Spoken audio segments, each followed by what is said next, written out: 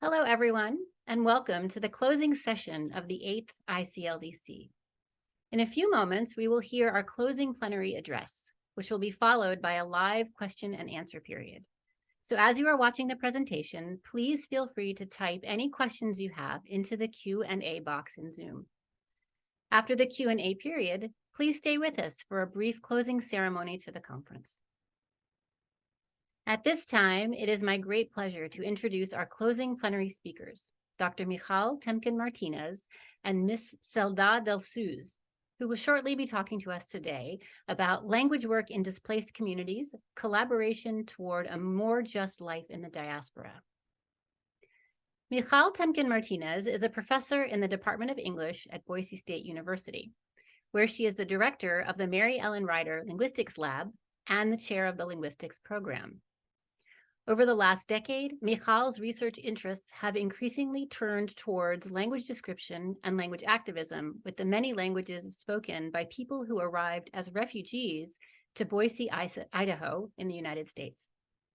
Between 2018 and 2021, Michal served on the City of Boise Language Access Task Force, and she is currently the president of the board of directors at Tidwell Social Work, a clinic that specializes in trauma and caters to clients with a refugee background.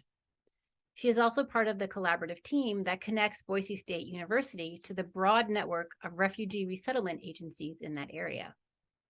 In addition, she's very active in the scholarship of teaching and learning in linguistics and serves as the co-associate editor of the teaching linguistics section of the flagship journal Language. Selda Delsooz is a junior at Boise State University, where she is majoring in business administration. Selda arrived in the United States as a refugee from Afghanistan in late 2021.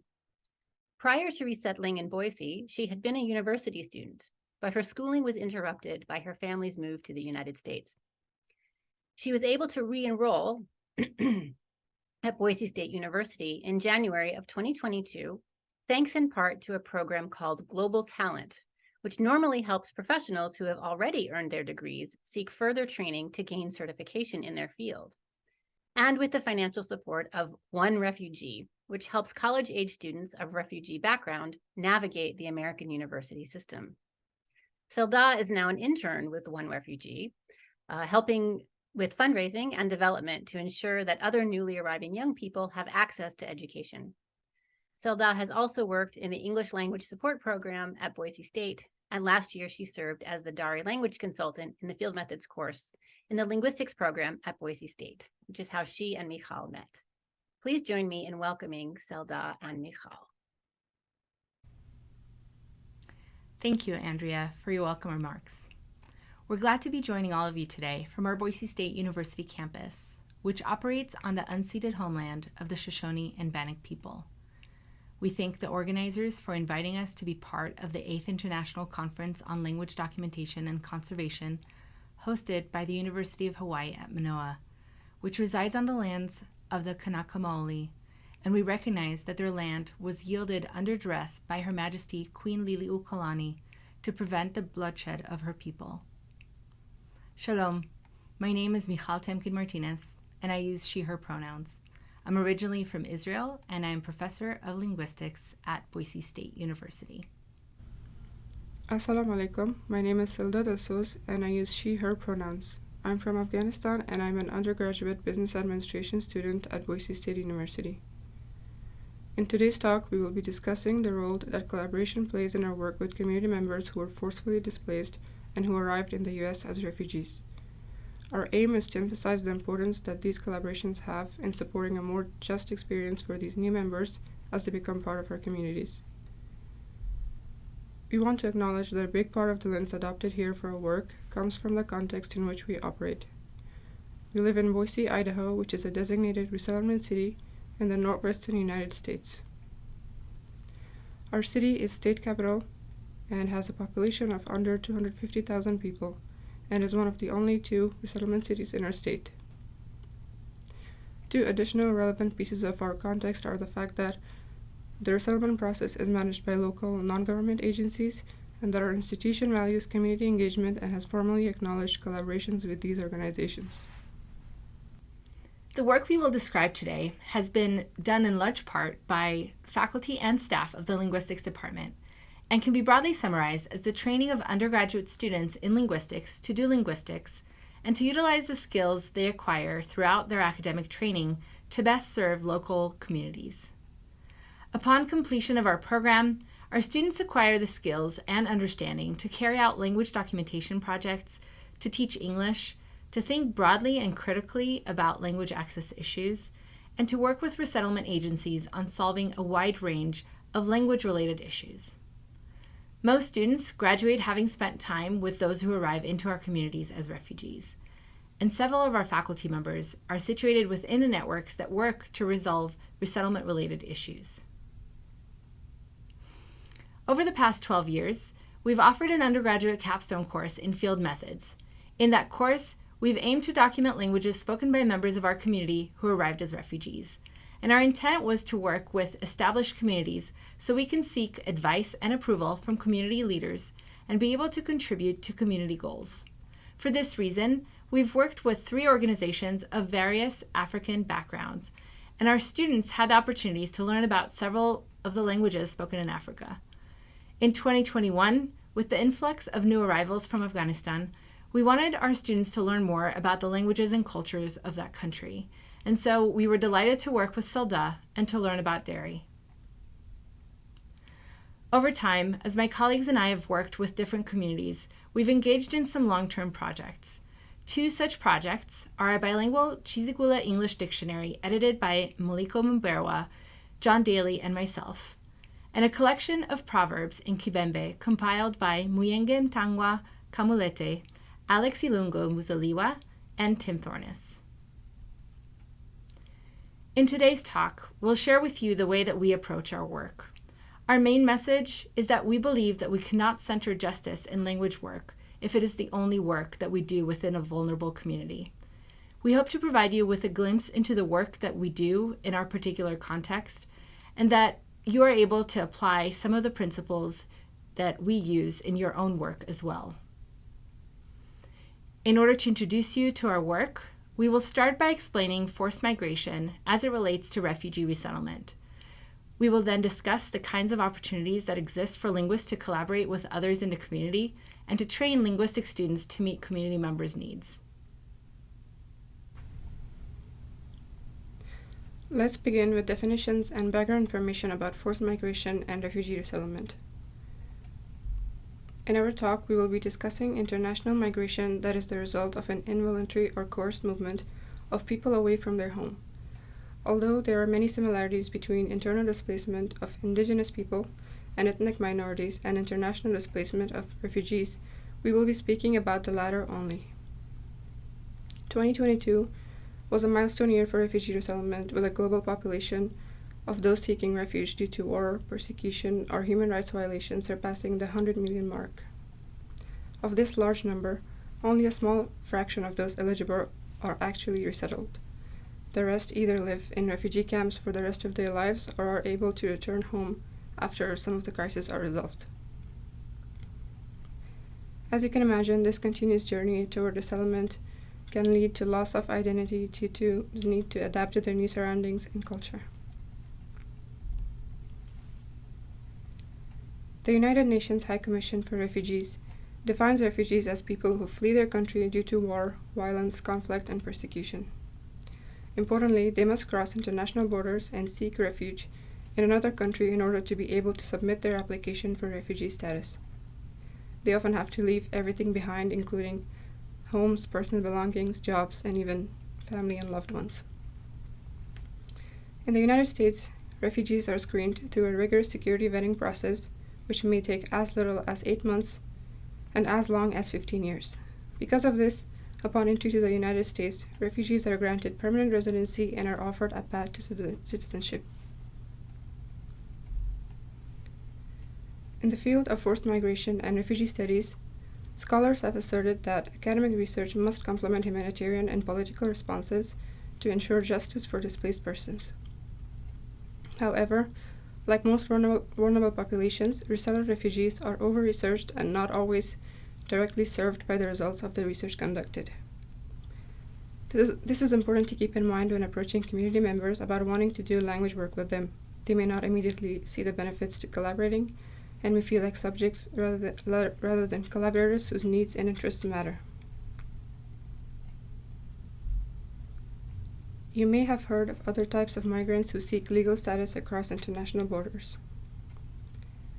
Asylum, for instance, is a form of protection which allows an individual to remain in the United States instead of being deported to a country where they fear being persecuted or harmed.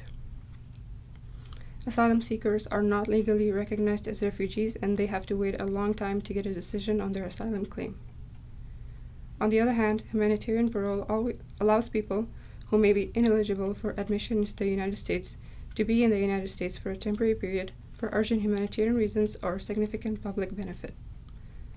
Unlike those resettled as refugees, humanitarian parolees have no pathway to citizenship, and the experience of seeking permanent residency and citizenship is often very time-consuming and expensive. So, what is resettlement? Resettlement is the process of actually moving refugees to a new, more permanent place. Resettled refugees have the right to reside in the resettled country long-term or permanently, and they may also have the right to become a citizen of that country. Refugees are different from other migrant groups in that they can return home in the near future. There are 7 potential reasons identified as categories for applying for resettlement, which we will see in the next slide. Refugees must flee their home country to seek resettlement, and the resettlement process can take more than 10 years sometimes. Refugees can't choose where they're being resettled, and the main goal for them is to adapt and integrate into their new home, surroundings, and culture until they can return home. Importantly, the host country's goal for those who arrive as refugees is integration, incorporating new arrivals from different backgrounds as equals.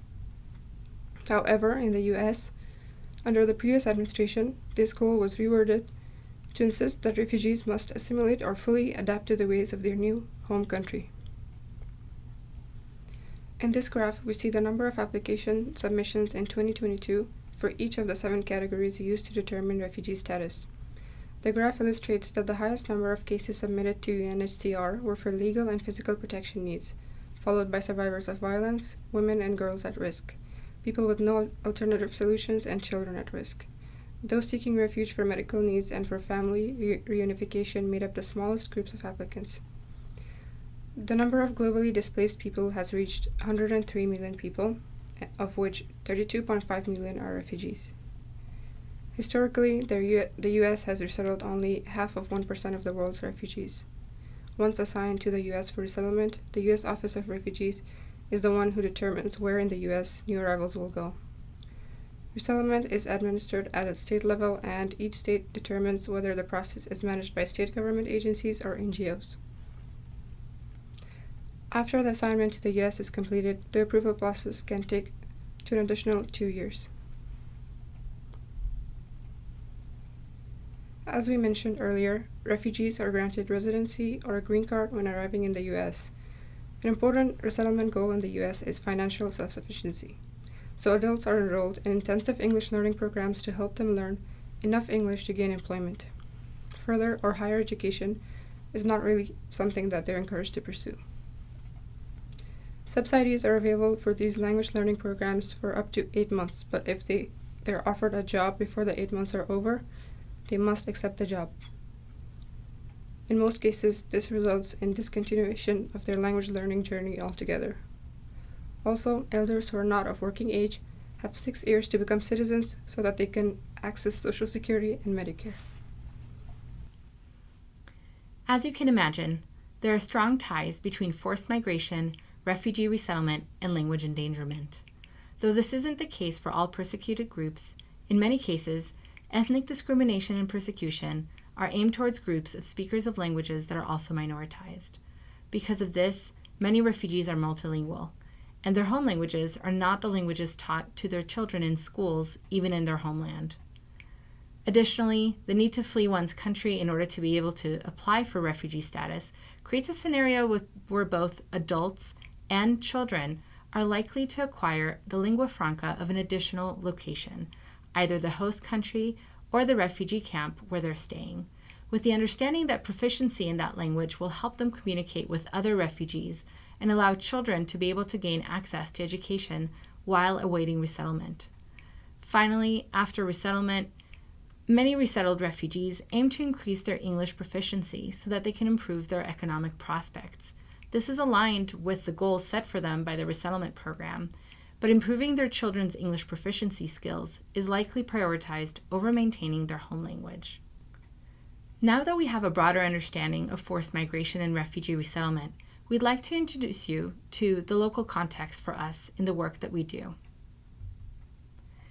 We mentioned that refugee resettlement is a result of forced migration whose catalyst is war, violence, and conflict. These geopolitical issues are volatile and can change rather rapidly. Take, for example, the ongoing war in Ukraine over the last 13 months and the mass exodus from Afghanistan following withdrawal of U.S. troops in 2021.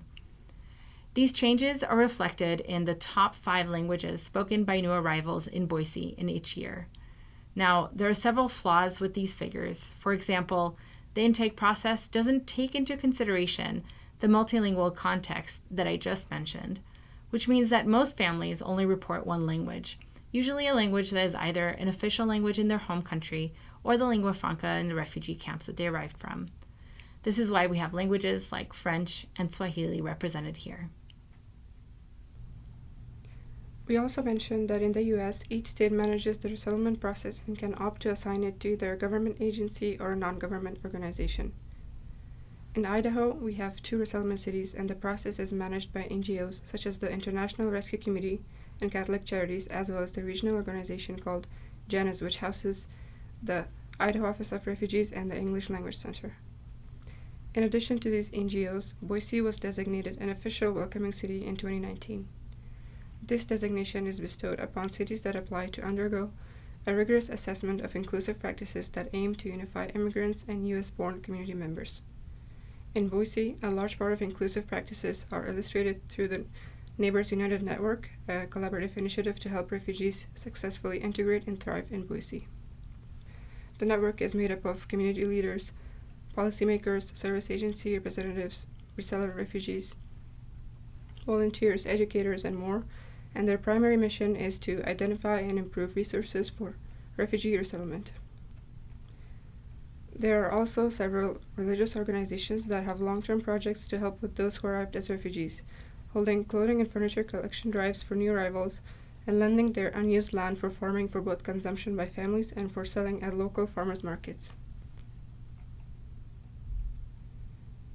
One of the struggles for the city and for those who provide services to resettled community members is having a clear understanding of what community needs are. Some of the more obvious needs include basic needs like food, shelter, and healthcare, and opportunities for employment, and the need to improve their English language proficiency for ease of access to services. What has been more difficult to uncover are the mental health needs of this vulnerable population, as they have to do with the many adjustments that resettled families must make. For this reason, a comprehensive mental health needs assessment was completed in 2013 by a faculty member in the School of Social Work at Boise State. The study team utilized 2 assessment tools of families in the community, the Harvard Trauma Questionnaire and the Comprehensive Quality of Life Inventory. Looking at the data from a wide variety of backgrounds and lengths of time in Boise, the study's findings indicated that there was little difference between the quality of life for those who arrived in the U.S. as refugees and for those who are U.S.-born citizens in our community. They did find, however, that age, gender, and country of origin were all factors in an individual's quality of life, and that quality of life for resettled families improved with time in the U.S. A surprising finding of the study had to do with the presence of PTSD symptoms in longtime U.S. residents of refugee background. So, even though quality of life seemed to improve, residents' mental health as it relates to trauma did not improve. This means that there is a need to address mental health issues and increase access to mental health care where possible, and to, at the very least, ensure that no further harm is done when working with these members of our community.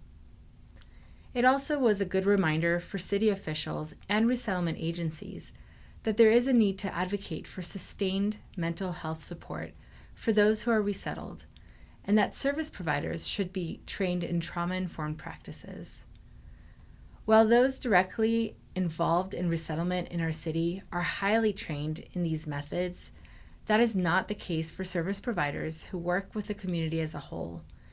And because these mental health issues may persist for years to come, it is important for a wider network of practitioners who are trained and aware. In Boise, such a network does exist, and it involves the city and our university in addition to the resettlement agencies.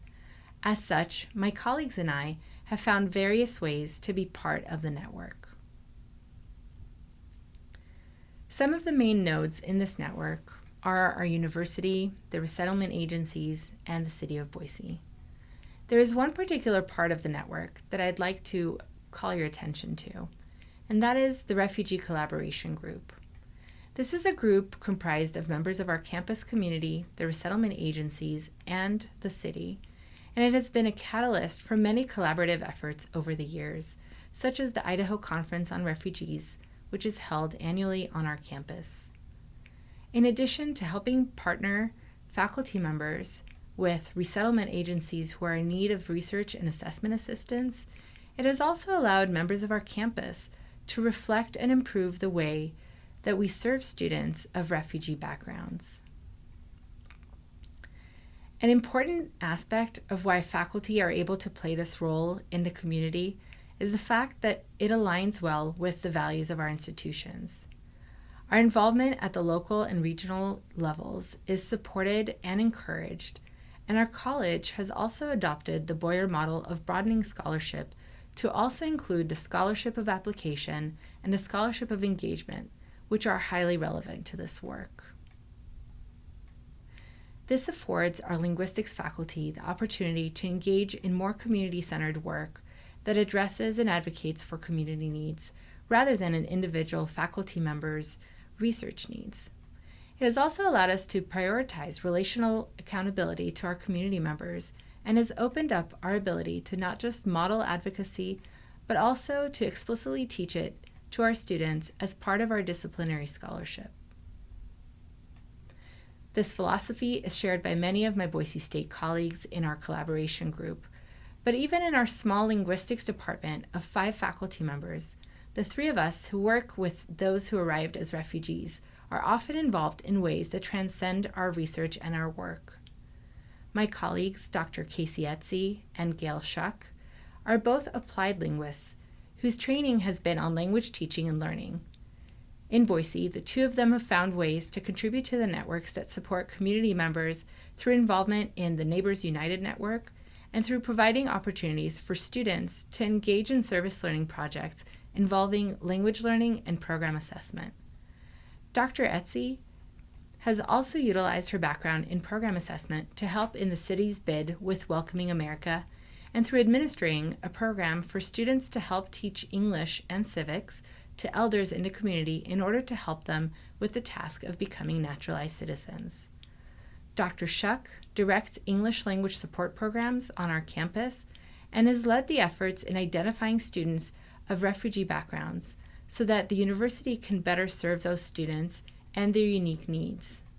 In this role, she collaborates with students and teachers and program administrators at local high schools and our community college to ensure that these students are being served prior to arriving on our campus. In my own efforts to bridge gaps in the community, I've mostly stepped in where I thought I or my students could be of help. I serve on the board of directors for a local not-for-profit social work clinic that specializes in trauma and serves as the training grounds for both social workers and interpreters in our community. Additionally, I took over the administration of BoiseInterpreters.com, which is a directory for service providers to seek local interpreters, and I've served on the City Language Access Task Force to help guide the city on language-related issues. In addition to benefiting the community, it has been rather painless to draw the link from our so-called community-centered service to the quality of the student experience in our program. Because of our involvement, different courses in our curriculum allow students to work directly with community members or resettlement agencies. In fact, the average student in a linguistics major has multiple opportunities to apply their knowledge and skills by engaging with the community and helping meet community needs through either service learning or internship opportunities. This has implications for our alumni success in that, in addition to viewing themselves as capable of fulfilling the more traditional roles in, say, teaching English, our students are able to see themselves and their understanding of language, culture, and communication in a way that can inform language access issues on larger scales in our city and in their communities. Our senior students have also had the opportunities in their capstone group projects to apply their understanding of language learning and acquisition to conduct a language needs assessment for elders and their linguistic analysis skills to document languages spoken by our community members. Whenever possible, we also try to be intentional about the way that we recruit our speakers for field methods.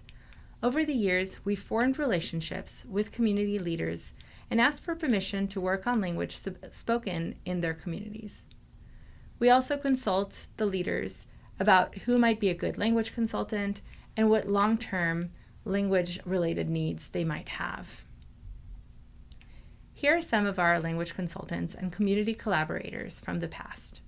We have Abubakar, who speaks Mai, Maliko, a speaker of Somali Chizigula, Dudene, a Kifuliru speaker, Alex, speaker of Kibembe, and Roman, a Chiluba speaker. Over the years, as word spread of our work, we also decided to open up the possibility for other individuals to be our collaborators. To do this, we decided to host a workshop at the annual Idaho Conference on Refugees to teach community members about language documentation, language endangerment, and engaging in an actual mini language documentation session. Here are some photos from our workshop last week, where we worked with speakers of Swahili, Lingala, Luganda, Arabic, Dari, Pashto, Basque, Uzbek, and Ukrainian. Finally, last year, we approached our colleagues in the resettlement agencies and asked if they knew of a speaker of Dari who might be interested in working with us, and we were super fortunate to be referred to Selda. As we wrap up our talk, we thought it might be nice for all of you to hear about Selda's experience in her own words. So, Selda, I know you were a little reticent to say yes right away when we asked you if you were interested in joining us. Would you mind sharing with everyone the reason you decided to say yes to our request? Sure. The most important factor was the way you talked about language and its importance to the people speaking the language and the community we've relocated to and its place in our culture. It made me feel like this is an opportunity to talk about my culture and portray it as it really is, rather than what the media shows. Another thing that made me want to say yes was the fact that I missed my country, and I felt like this class would be a way for me to connect with new people and share things about my culture through my language. Well, thanks for that. What are some thoughts you've had since you were a consultant with us? I think I started to realize the importance of all those notes and recordings the students worked so hard on. Now I feel like I should be doing something more to help with that. It also made me realize some other things that are not closely related to the work linguists do. For example, now I'm thinking more about how there aren't a lot of resources in Dari. When I search in Google, there are a lot of books and written documents, but the primary results you would get are in Persian. Also, on YouTube, there isn't a lot of helpful material to teach kids Dari, and that's a shame for people who aren't living in Afghanistan and don't have access to children's books. What would you say was the biggest takeaway for you from your experience with us? I guess my biggest takeaway from last year was that I haven't put enough thought into the importance of my language. I realized that there's a lot that needs to be done for the preservation of a language, or just even introducing the existence of a language in a community it has never been used in before. That's great. Thank you. Thank you. As a final thought, we wanted to offer a few guiding questions you could ask yourself if you're interested in working with members of your own community who arrived as refugees. We hope that you're able to find out who is living in your community, where the networks are that support them, what their language needs might be, and how you could be of help. Finally, we hope you're able to share their languages and experiences with your students. Teşekkür. Toda rabba, and thank you very much. We look forward to hearing your thoughts and questions in the Q&A period.